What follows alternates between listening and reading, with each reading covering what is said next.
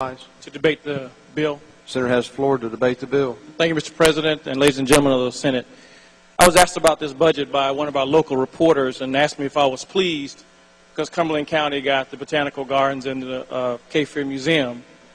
And I told him I was pleased about those portions of it, but I wasn't satisfied with it. And I'm not satisfied with it because the budget is not about my own personal projects. If it was just about my own personal projects and what was going on in Cumberland County, then I would say, yeah, because the budget helps me.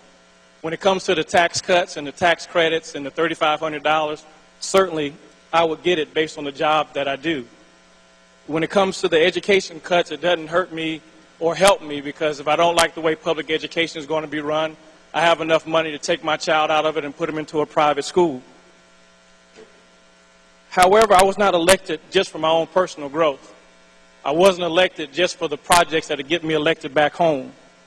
I was elected to be a public servant. And I wanted to be more servant than I was public. And I believe that my love for this state is greater than a Currituck Bridge, the Cape Fear Museum, a ferry to Ocracoke, or the expansion of Highway 51 through Charlotte. Although they are great examples of this state, they are not the reason why we are a great state. We are a great state not because we have projects, we're a great state because we have great people. And while I'm pleased that we have these projects inside the budget, I am not satisfied and cannot be satisfied when we have the education cuts that we have as been talked about by Senator Stein, or the court system being cut as been talked about by Senator Clodfelter. And I seriously believe that we have underfunded Medicaid, the ambitious growth that we want for CCNC of $90 million, the $53 million for the 1915 BC waiver.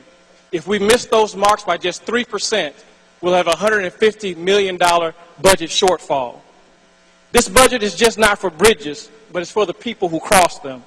It's not just about the museums, but it's about the people who visit them.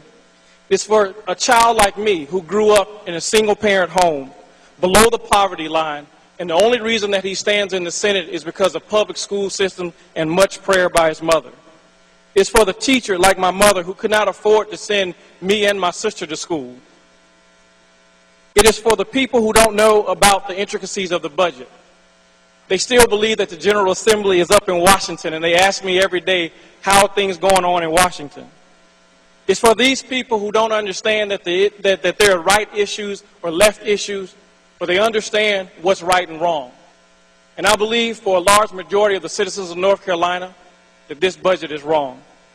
And so I ask that although this budget may speak for your beliefs, it does not speak for the voices of the rest of North Carolina.